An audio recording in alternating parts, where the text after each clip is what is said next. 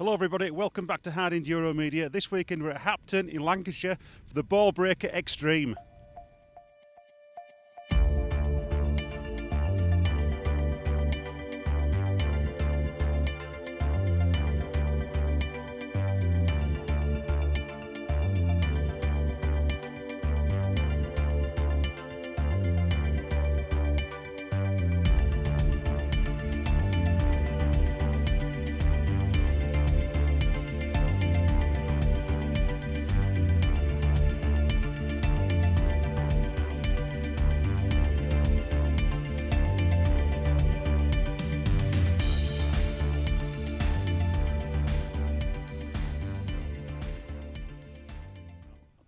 Hello everybody, welcome back to the BallBreaker Extreme. I'm just with the main man now, the guy who's behind the event, Wayne Braybrook. Wayne, it's great to see you. How are you?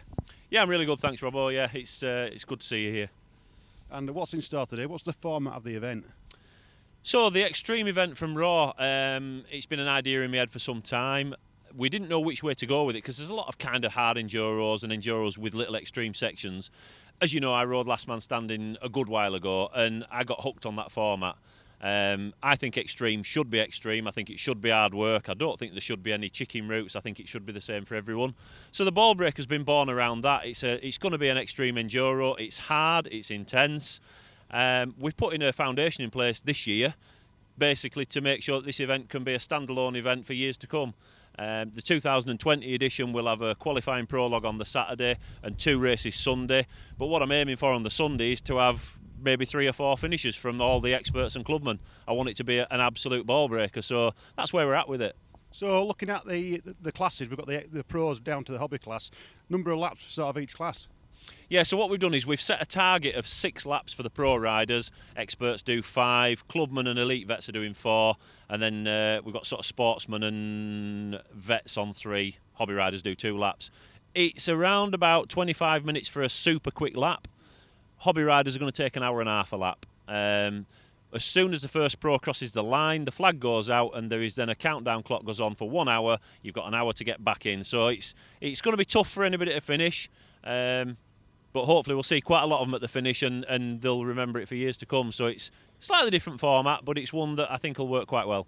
I know you mentioned Last Man Standing a few minutes ago. As a rider, what's your most memorable event? So there's two that stand out. The first one is Last Man Standing, 128 starters, 13 qualified for the night race, and only me and Knight were stupid enough to finish it. So that stands out because that is the only event where I nearly chucked the towel in. It was the hardest thing I've ever done, ever in all my life. It's harder than Erzberg or anything. And Hell's Gate, I won that in 2007, and that was nice to win it. You know, I'd been there 3 years, chased Knight around, and I got my chance to win it. I did do, and they're my 2 biggest achievements in enduro, and I'm proud of both of them. But like I say, I want to recreate that in the UK. We've got the best extreme riders in the world in the UK, and I think the event should be raised the profile slightly, which is what we want to do here. You know, we need to step up a little bit, I think. Well, thanks very much. I'm sure it's going to be a great day. Cheers. Cheers, Robbo. Have fun. Thank you. Well, that was Wayne Braybrook there. We've just spoken to the event organiser for this weekend's BallBreaker from RAW Enduro. We're now going to have a word with Nigel Lynn from Protect My Income, who was sponsoring the event and provides good insurance cover for those riders who are a little bit worried about getting injured and taking time off work. Nigel, great to see you, and you are the main sponsor this weekend. Yeah, new sponsorship here with RAW. Nice to work with Wayne, and it looks a cracking track. It's going to be hard today, I think, and there's going to be a little bit of slogging and pushing, but there's nothing new for me anyway, is it? Yeah. Just tell me a little bit about Protect My Income. What's it all about? Basically, there's accident sickness insurance, but covering the sports. We cover a wide range of sports, but we do work very heavily with most of the enduro clubs around. And I think the reason for that, most of the advisors are also riders as well. We tend to know the policies back to front. There are a lot of policies out there that either don't cover racing, they cover different aspects or riding but not racing, and it just means there's a little bit of a link. And I think also for the lads it's quite nice that there's always somebody in the paddock that they can speak to if they need to, if they have hurt themselves. A lot of these lads, they're all working guys. They've all got to go back to work Monday morning, haven't they? Yeah. And having that little bit of security, knowing that they've got a little bit of money coming in. What will it cost, on As a guide, as a rough guide, not nearly down to pounds and pence, but roughly, what would it cost for somebody to sort of get like a bit of cover? The easiest way I can explain that is it's totally depends on the client. Everything has got different parameters to it with the insurance. So some lads are self-employed and they need the insurance from a day one, because if they're off work from one day, they're not getting any money from day one.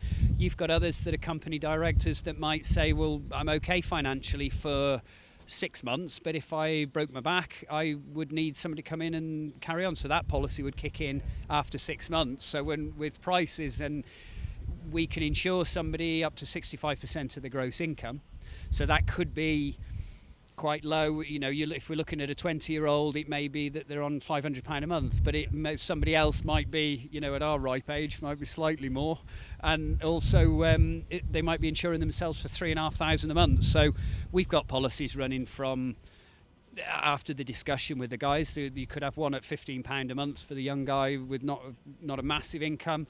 Somebody else could be writing it off through the business and could be wanting to pay £3,500 a month, maybe £150 a month. But it's up to them what they want to insure themselves for and what they want to do.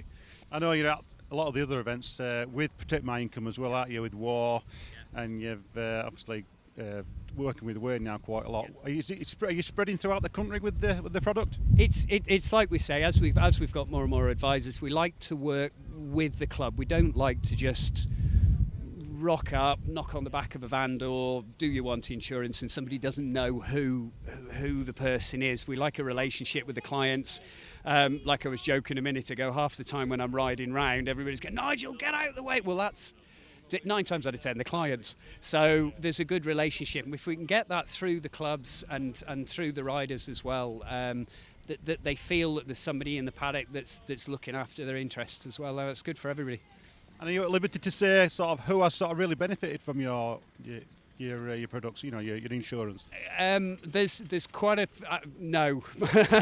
I'm not allowed to. Well, I've got to ask a question because it's nice to know that if there's somebody that we know who's actually had a positive experience. It does make it all sort of worthwhile, doesn't it? Yeah, I would say if ever anybody knows of a friend that has been injured and they are a rider, it would be worth giving him a call directly, and 8 times out of 10 they're probably going to find out it was organised through us. All right, thank you, mate. Cheers. No worries. Cheers, Nigel. Thank you. Well, that was Nigel Lynn from Protect My Income. Now, it really is worth considering getting some sort of insurance cover if you are involved in motorsport or any other sport where there's a potential to get injured. If you've got to go to work on a Monday morning and you can't do it because you're laid up in a hospital or you've got to be off sick for some reason, I'm sure Nigel and his colleagues can arrange some sort of cover for you to cover your sort of daily expenses that you would need, or your monthly bills, just till you get back on your feet and you can get back to work. We're now going to have a quick word with John Kerwin from Dirt Bike Action. He is providing the live timing this weekend, so it's going to be live on social media, so let's go and see how the system works.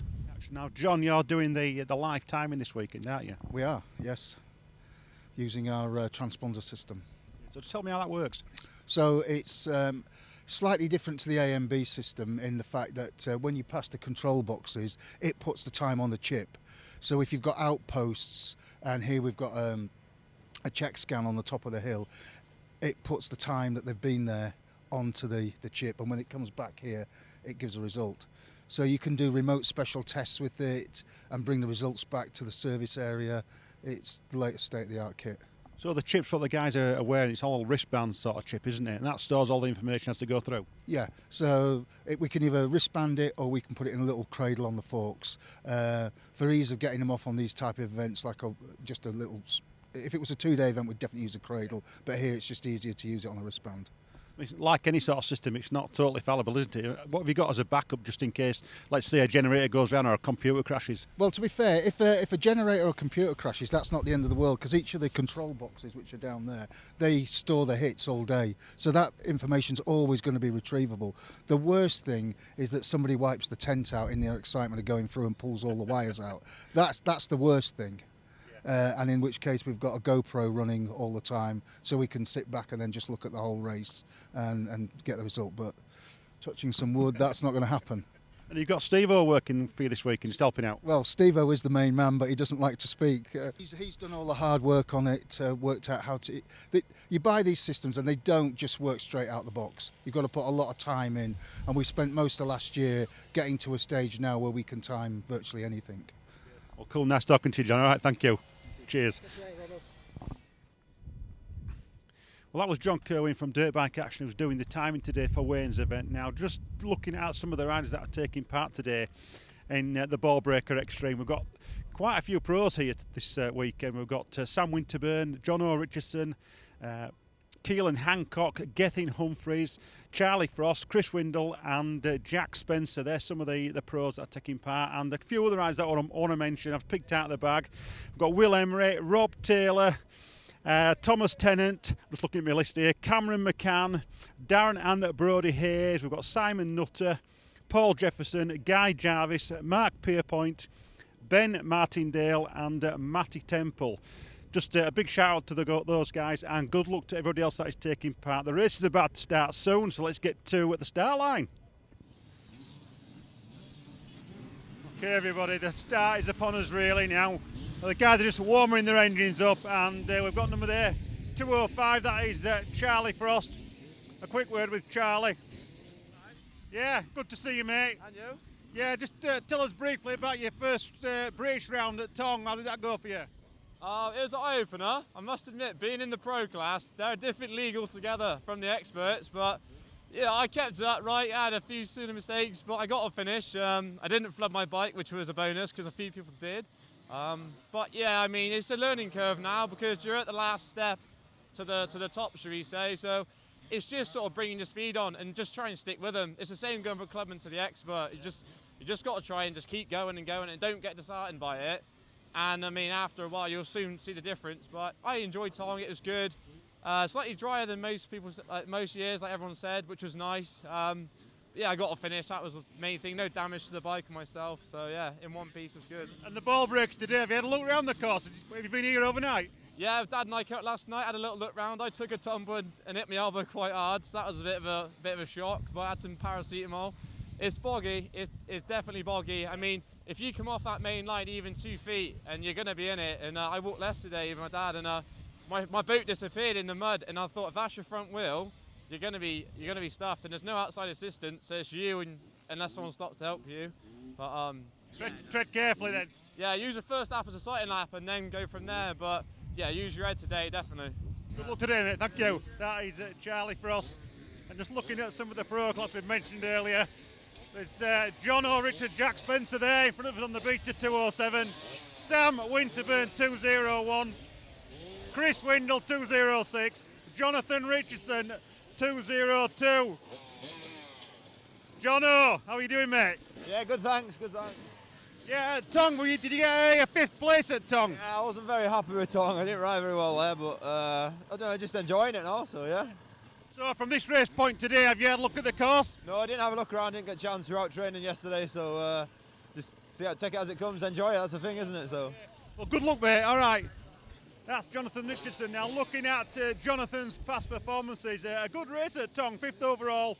He won the Valleys Extreme, the first event in January of 2019. Really good performance there, and if I'm a betting man, I think my money is on Jono today. But there are some equally skilled lads.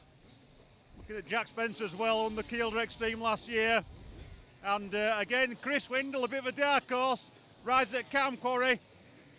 So it's going to be interesting to see how the pro class pans out at the finish. And that is just walking past us, Cameron McCann speaking to Wayne Braybrook. I met Cameron at Seat to Sky last year.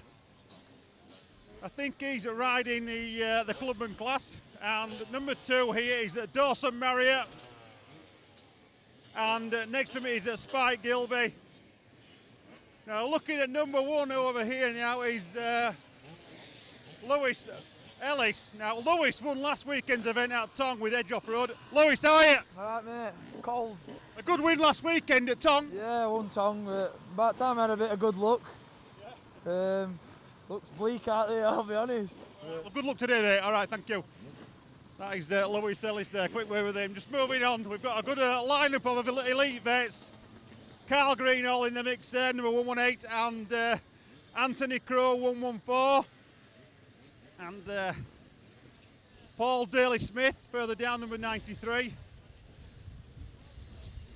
So we're now just going to wait for Wayne Braybrook to get the start going. Yeah, I'm just with Stuart Matt before the race. That's Stuart. Bit of a crash last weekend, didn't you? Tell me about it. Yeah, a bit of an injury, so taking a rest this weekend so I can be right for the BEC next weekend. Yeah, I was doing test training, so I came out of corner, opened up, and then hit a tree root and a high side and just chucked me off and I hit a tree and hurt my ribs badly and kept me in the hospital overnight. So bit of a sore one, like, yeah. Hopefully we'll see you in the next couple of weeks then at the BEC round. Okay. Ready for Cowham as well. So nice one. The race is upon us now, mate. Okay. Speak to it.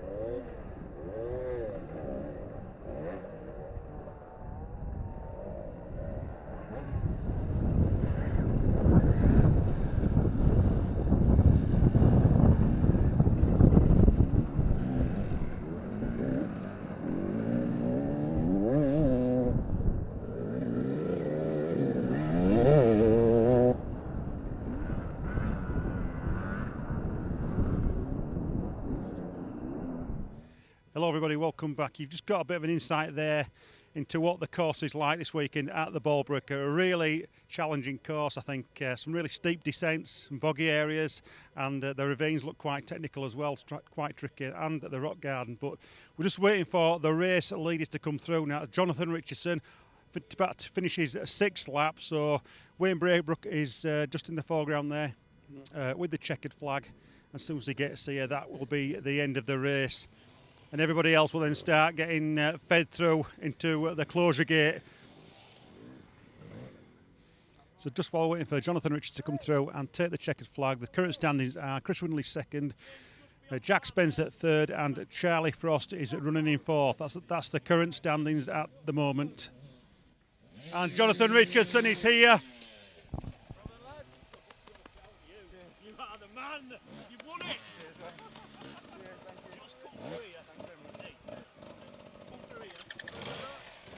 We'll just try and get a quick word with Jono at the other side of the timing area.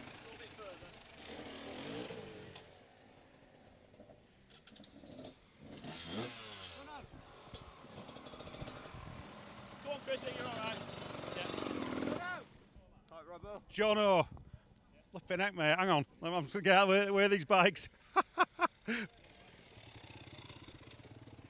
What a ride!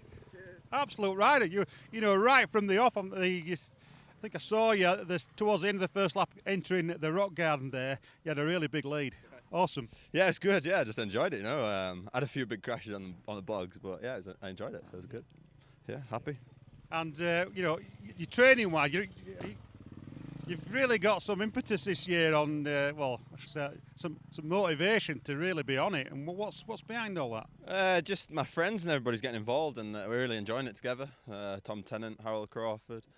We're just really enjoying it. Everyone's getting in it, and that's just spurring you on. Yeah, spurring me on. I just enjoy riding a bike, and I think that's the main thing. I think I've clicked it, and if you enjoy riding, then that's it. And take the positives from it. So. You know, we saw you in Valleys Extreme where you won that event, and then you were at Tong not so long after. But we were a fifth position, wasn't it? Something like that. Yeah, we'll forget about Tong because I didn't ride well, lads. I know I wasn't feeling 100%, but yeah. You up against some big boys there, weren't you, as well? So a good, you know, in retrospect, a good result, really. Yeah, we were the week before as well, so you can't really go by that. I just didn't really ride very well. A few things that wasn't set right on the bike, but. You just learn them things and still learning the bike and yeah, enjoying it. So. And today, what was the more technical part of the course, the hardest part of the course for you? There was a lot of rock gardens and stuff, and then the bog, that bog up there. If you got that wrong, I think that was the problem. The last lap there, I think I lost about 2 or 3 minutes. I got stuck, so I just cruised around after that, and then yeah, just enjoyed it. So. Yeah, congratulations. Cheers, thank you. Cheers, cheers, Jono. Thanks very much. Well, that was Jonathan Richardson, you've just seen there, take the checkered flag at the BallBreaker Extreme. We're just waiting for second and third place now, and that is Chris Windle and Jack Spencer. So let's see who comes through the checkered flag first. We're back on now, we've just missed. Chris Windle's come through second place. Charging, I think we're going to try and start another lap there. Chris, just come round here, mate. Let's get Dave. Damo! Just a quick word of these two guys. Firstly, Chris, second place today at BallBreaker. Good race out there. Definitely good. It was very boggy on that top. I know we saw you in a couple of places, a few little issues in places, weren't there? Wow. Every time I went through a little pile of rocks, I'd just fall off. I just couldn't stop falling off through there, but I was fine when I got going after that. And in the ravine as well, we saw you there, a little bit of a water splash. Oh yeah, definitely. I've lost my back brake though. I had to come in pits and bend it out. I've lost my tip, so I had loads of scary moments where I just couldn't get on the back brake. That's what made me a bit quicker, flying downhill. I know you came through there. I was just about to have a cup of tea. And the next thing I could hear this bike racing up. Couldn't get the camera on in time, but well done. Fantastic achievement. And you'll be back at Calm Quarry in a couple of weeks' time. A couple of weeks, yeah. That'll be one of our races and all, because we used to ride in it, aren't we? Well done, pal. All right. Thank you. That's Chris Windle, second place in the Pro Class this weekend. And number one in the experts, Damo Butler. Damo, again, a good race today, mate. Yeah, I rode really bad in the first 2 laps, so I had to make it up on the last 3. But yeah, it was good once I got into the rhythm, getting used to the bike and that, getting used to the way this course is really hard. If you try and go too fast, it bites. So just pick your lines well. And I was going to say pick your lines well. I got a long distance shot of you in one of the ravines, and in looking at the line you took was quite a lot different to some of the other guys. Yeah, just seeing the lines and see where the mistakes are made, where people are already stuck, and just try and get a different line to just nip by. But that were hard. My legs are dead. My legs are finished. Well done, pal. Thank you. That is Damo Butler there, first in the expert class. Well done to him. And we're just waiting for Jack Spencer, number 3 in the pro class, to come through.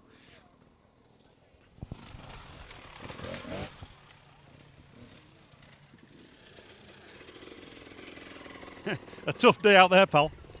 Yeah, last sort of 4 laps are all good, but the first 2 laps I were just shocking. That's where I lost all my time, really. Crashing a lot. But, well, I'm pretty happy where I rode, really, because I was dead last after the first lap. I pulled back. I don't know where I've ended up. Well, you're from this sort of region, aren't you? Do you ride quite a bit over here? Not on this side. There's another near where Backcomb is on that moor, but it's different to this. But no, I've never been on here. I usually do trials. I've done a few trials up here. And what were the harder points of the track for you today? Just the bog. That was the decider, really. If you got a good run through it, you're all right. If not, that's where I had a bit of a bury on second lap, and then. But caught Chris there then at last lap. He managed to get through a bit quicker, and I think that was the decider, really.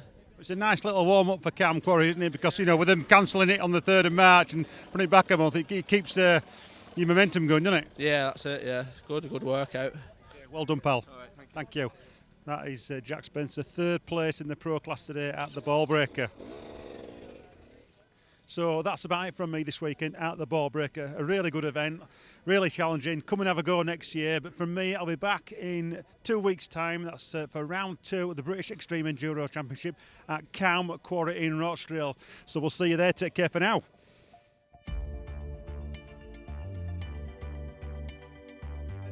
Loved it, yeah. Absolutely loved it, yeah. Ace. Burnley Bog. That's what I remember it from about 10 years ago. Yeah, people were saying it was the Burnley Bog race. Top, it were like, and Damo Butler passed me on our last lap, and it were like, oh yeah, I remember this. It was Ace, yeah. That steep hill were a bit scary, weren't it? Which one? Oh, going down, bloody. It wasn't last one. A fella jumped over it. All right, I said, I'm fine. It was good. It was steep. That was steep, wasn't it? It was slippery. No real way down. No grip. Just sail it down and slide it. Stuff. Yeah, it was very, very tough. There were a couple of bits that were just complete roadblocks. You know what I mean? It was like a big bog that was uphill. It was insane. And then there was this little sheep track that just absolutely wrecked, and there was just big queues there. But if you could just poach a little way around everybody and just push and stuff, you could get going. But feeling it. This is just with Grove Rackham now. Grove, your back mudguard is looking like an aerofoil. Yeah, it's taking a bit of a beating. Yeah, I saw you going down some of the ravines. Quite difficult out there and challenging. Yeah, it is. I only got 1 lap done, but we've taken part, so it's been hard. Yeah. What class were you riding today? Just hobby, just a hobby rider. So it's your second event, this. So I've seen your name a couple of times. That's all. Second or third. I've done a couple for the Edge. Yeah. So it's 3rd or 4th race. I did 1 last year, so not many. Right. So yeah. Where are you going from here? Are you going to be doing like Calm Quarry in a couple of weeks, do you think? Possibly. We'll see. You look a little bit beat up with all that mud on you and stuff, but well done on your achievements today, mate. No worries, thanks a lot. Cheers, Grove, thank you. Yeah, no, it was good, brilliant track. Yeah, it reminds me of, it's similar to the Brinks, but with a bit more technical stuff going on, and longer, tougher, better really. Yeah. Well done, mate. Yeah, cheers, thank you. Cheers, Chris, thank you.